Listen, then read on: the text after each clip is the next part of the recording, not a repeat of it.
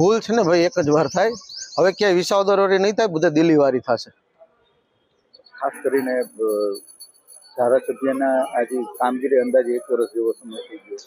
1 વર્ષમાં ક્યાંય રોડનું ખાતમુહૂર્ત કર્યું હોય, ક્યાં રોડનું ઉદઘાટન કર્યું હોય, ઇવન ક્યાંય એક થાંભલે લાઇટ નાખી હોય તો અમને આમ આદમી પાર્ટી વાળાએ ક્યાંય કર્યું હોય કામ તો અમને બતાવો.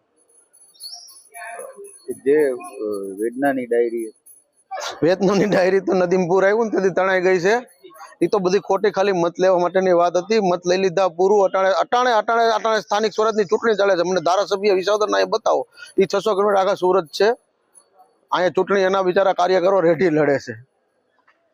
ખાસ કરીને જે કહી શકાય કે વિસાવદરના જે વિધાનસભાને લગતા જે પ્રશ્નો છે એમાં હવે કઈ રીતે તમે ગોપાલભાઈને રજૂઆતો છેલ્લા 1 વર્ષથી વિસાવદર વિધાનસભામાં એક પણ રોડ રસ્તાનું ક્યાંય પણ કોઈ પણ જાતનું ધારાસભ્ય હસ્તકનું કોઈ કામ થયું હોય એવું અમને બતાવી દો. ક્યાંય એક જોબ નંબર 1 રોડનો કોઈ લઈ આવી ગયો તો ધારાસભ્ય લઈ આવી હોય તો એ બતાવી દો.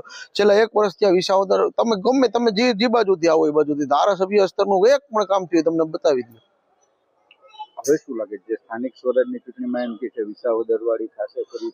પહેલી વાર જ મેં તમને કહી દીધું વિસાવદર નહીં થાય. અહીંયા હવે દિલ્હી વાળી થવાની છે ને સ્થાનિક સ્વરાજની ચૂંટણીમાં 3 જિલ્લા પંચાયતની સીટ ને 18 તાલુકા પંચાયત ભાજપ જીતવા જઈ રહ્યું છે.